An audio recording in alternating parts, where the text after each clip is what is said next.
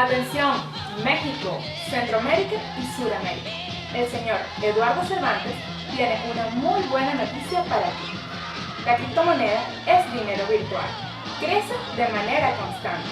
Se capitaliza de manera inmediata. Es el futuro de los pagos. Las criptomonedas existen desde el año 2009. Control máximo de tu dinero. OneCoin nace en septiembre del año 2014. Es un tipo de criptomoneda.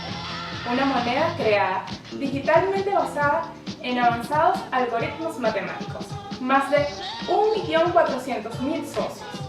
La criptomoneda está en el lugar correcto, ya que la empresa cuenta con un plan claro.